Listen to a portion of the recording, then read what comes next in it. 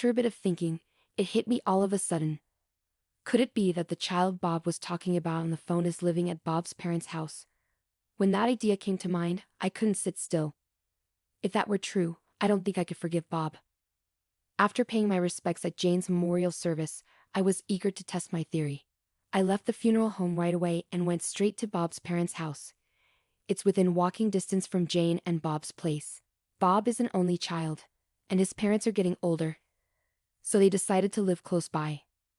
Jane had worries about living so close to her in-laws, wondering if she could get along with them better. But in reality, they hardly ever went back there and had very little family interaction. Maybe that's why even at Jane's funeral, Bob's parents didn't seem too upset about what happened. Instead, they seemed more interested in playing with their phones, which I found kind of strange.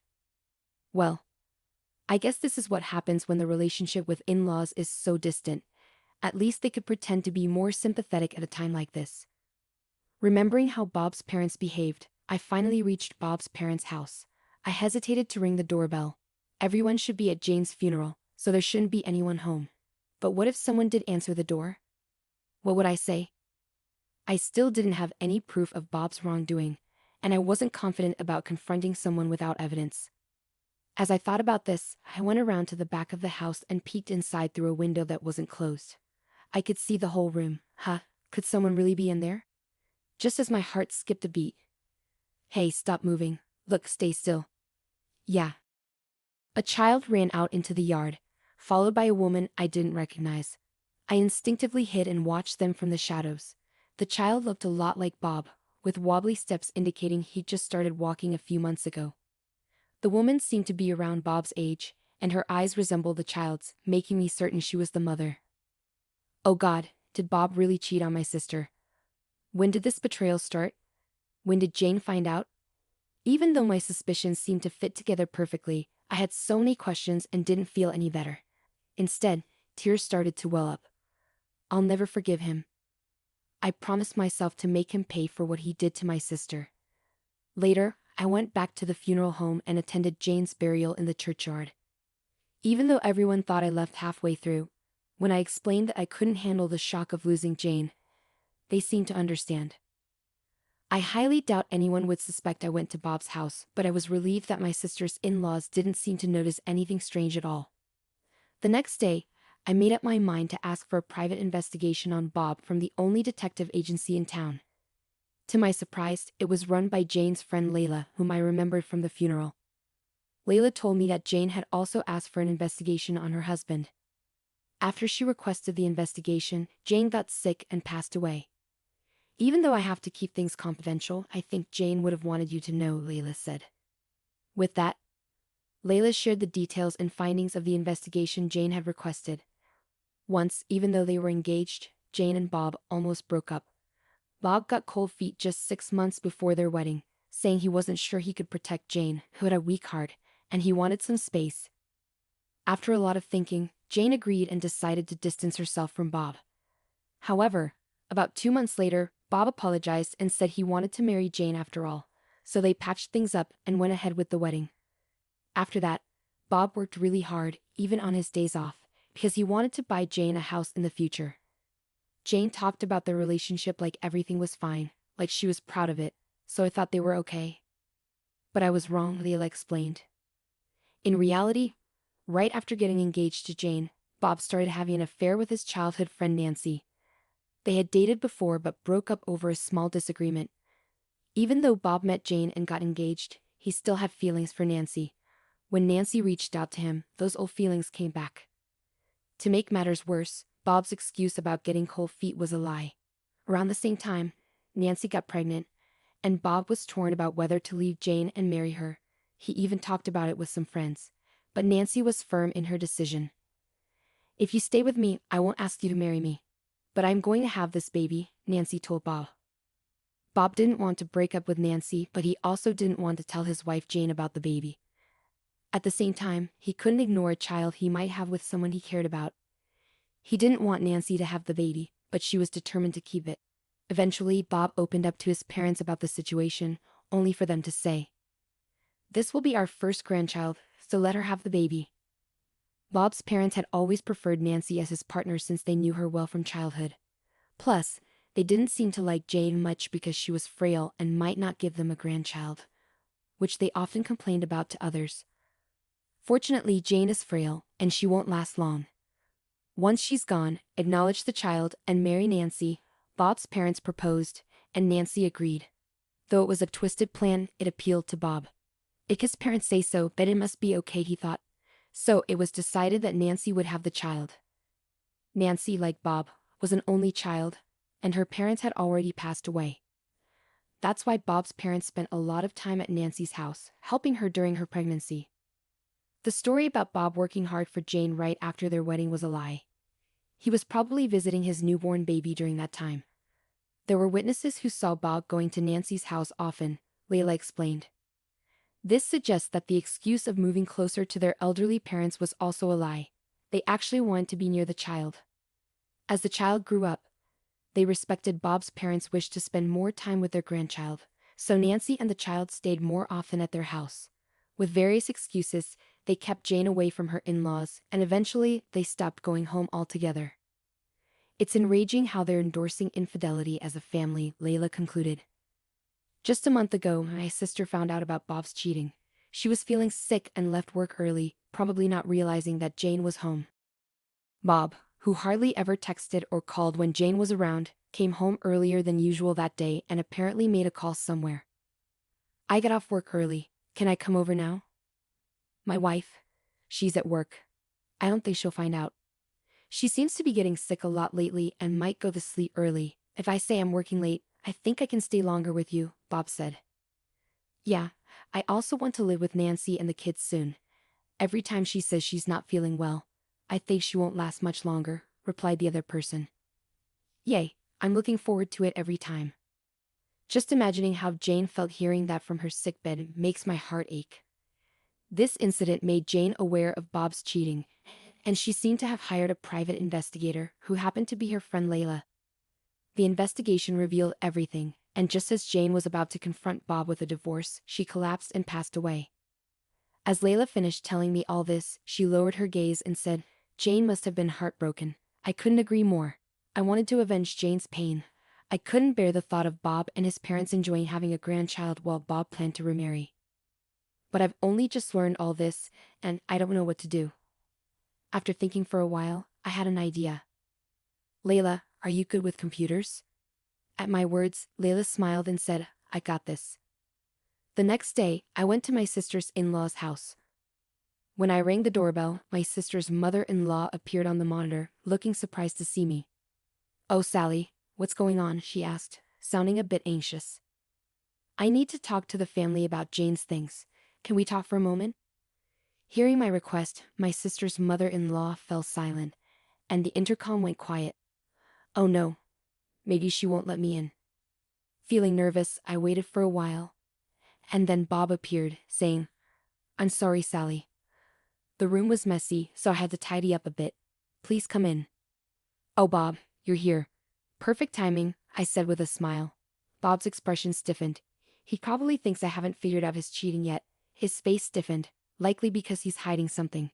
In fact, I had just seen his mistress and their child through the window. I bet he was cleaning up after them.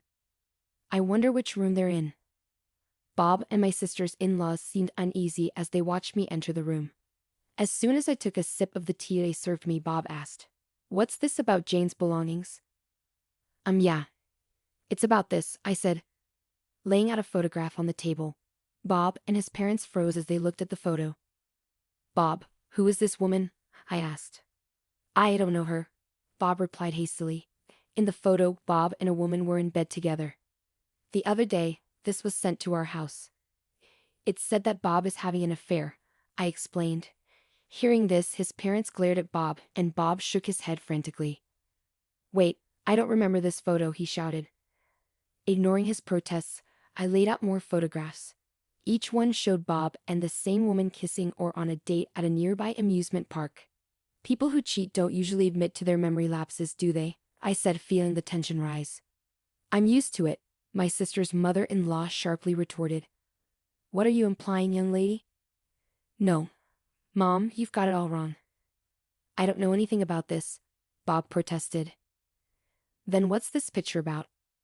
Even though you have a child with Nancy, I immediately responded to my sister's mother-in-law's words. My sister's father-in-law looked guilty and said, "Oh, you mean this child? And is this woman Nancy?" I asked, showing a photograph of Bob holding the child. What? The entire in-law family was speechless, and even though Bob kept denying the accusation, my sister's mother-in-law slapped him, calling him a worthless son. "Do you have other children too?" she demanded. "Please listen to me, Mom, Dad," Bob pleaded. But my sister's in-laws ignored Bob's pleas, scolding him for betraying their beloved grandchild. "What nonsense bringing this here?" The picture was sent to her house. "I don't know much about it either," Bob exclaimed. "I came here seeking clarity, but it seems Bob does have a child," I said, preparing for a confrontation. Bob was at a loss for words. But honestly, Bob was telling the truth. He doesn't have any other affair besides Nancy. I didn't plan to reveal this, as I didn't want to be accused of spreading false information later on. However, this picture is fake. It's a composite one that I had Layla create. I could have used a real picture of the child with the actual person Bob cheated with, but I chose a combined photo because of certain reasons.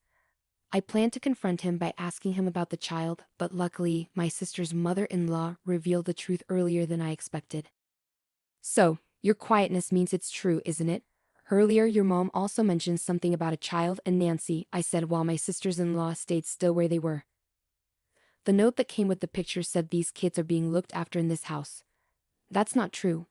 My sister's mother-in-law quickly disagreed with what I said. "Are you sure?"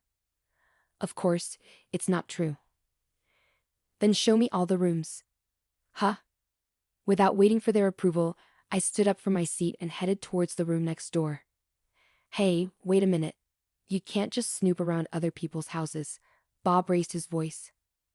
"If there's nothing to hide, then you should show me." "That's not the point." "Then what's the issue?" "Well." Without waiting for Bob's response, I ignored the attempts of my sister's in-laws to stop me and peeked into the next room. "She's not here," I concluded, and then I went upstairs to the second floor. Despite facing obstacles and scraping my knee, it was nothing compared to my sister's pain. I was willing to endure any number of fresh wounds. Pushing past my sister's in-laws, I opened the door to the room on the second floor, pushing Bob aside as I did so. "Ah, there she is." In the room, Nancy and a child were sitting on the bed. "Well, who do we have here?" It was a different woman and child from the ones in the picture. "What's happening?"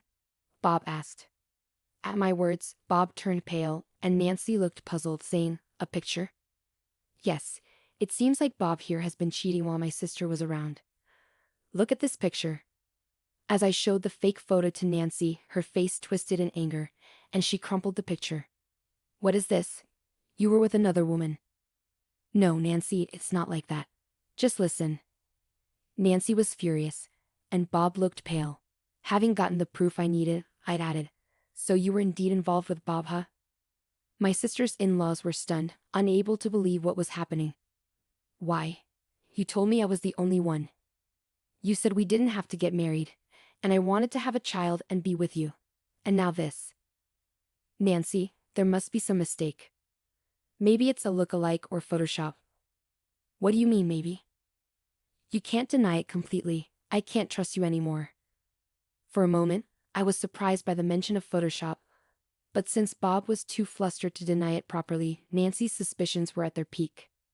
"A man who's so unsure of himself, you'd be better off not trusting him. He ruined my sister's life," I said, offering my serious advice. Nancy's face hardened. "My sister went through a lot because of him, but she probably understands that already. I don't need to say anything," I thought to myself. Now, I need to act like I'm on Nancy's side and get her to listen to me to achieve my goal of not letting any of Bob's family or Nancy be happy. "I understand," Nancy muttered. "Wait, Nancy, I'm serious about you," I interrupted Bob's desperate attempt to win Nancy over. "So you weren't serious about my sister, but you told her you were, even made marriage vows to her. Looks like you really are an untrustworthy man, Bob," I said. At my words, Nancy's face darkened. With a fake photo and everything, she seemed to start doubting whether Bob's words were sincere. Good. If you were serious, you wouldn't be cheating from the beginning." No matter what, you should stick to one person, I emphasized. As I stressed my point, Nancy's expression grew even darker. Bob's face turned ghostly pale. He must have sensed the growing distance in Nancy's feelings. We should break up, Bob. I don't want to be your backup option. After seeing that photo, I can't trust you anymore. I could handle being the other woman, but I can't stand the thought of being the third one, Nancy declared, tears flowing down her cheeks. Bob instinctively reached for her hand and pleaded, "Please, just listen to me." But Nancy pulled away, stating firmly, "I don't need you to acknowledge the child anymore. Just leave me alone." As Nancy left the house with her child, Bob's entire family was saddened by the loss of both the child and the planned second wife. Meanwhile, I felt a sense of victory inside. Later, I had Bob write a legal document officially ending his ties with our family, cutting off all connections. Additionally, he agreed to relinquish any rights he had to the inheritance left by my sister. My father, who is usually quite stern, heard everything from me and stormed into my sister's in-laws' home. They were shocked by his sudden appearance and seemed to agree to renounce any claim to the inheritance, wanting to sever ties with our family completely. Well, even though we call it my sister's inheritance, it wasn't much.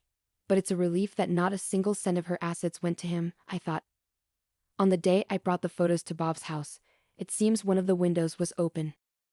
As a result, our argument and conversation could be heard clearly outside, along with revelations from Nancy's friend who lived nearby. Everything that happened in Bob's house was exposed to the entire neighborhood. As a result, rumors spread that Bob's house was cursed, and he decided to quit his job and leave town with his parents.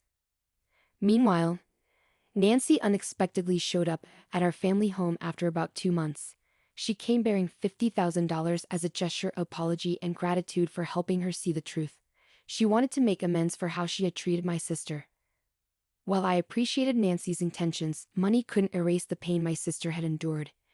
It didn't feel right for us to forgive someone for something they themselves couldn't forgive just because they offered money. We understood Nancy's gratitude, but we couldn't accept money from someone who had done such a shameful thing, so I declined to accept the money. Instead, we suggested that it be donated to a nearby children's home where my sister used to work. Huh, do you doubt whether such a woman would actually follow through with the donation? Of course not. I went with her to ensure the donation was made properly, so you can trust that it happened. If the money is used for that purpose, I believe my sister would be happy. I hope the children who have their whole lives ahead of them can find happiness, even on behalf of my sister. As for myself, it's hard to admit, but I struggled with the loss of my sister for a while, even experiencing mental health challenges. There was a time when it was so tough that I had to leave my job. But I've been gradually recovering, and now I work at Layla's detective agency. Leela and I became very close after that incident. I think it's because we were both comrades who had lost something important in such a tragic way. We found common ground. Although I didn't have a positive view of marriage because of what happened to my sister after being with my partner for 4 years, we got married last year. The experience of losing my sister during the COVID-19 pandemic made me realize that I never know when I might lose the chance to be with my loved ones. So I decided to get married. I want to cherish every moment with those I care about, without any regrets. Just watch me, Jane. I promise to live a long, fulfilling life for both of us. When I join you someday, we'll have a blast together, I declared, determined to live life to the fullest.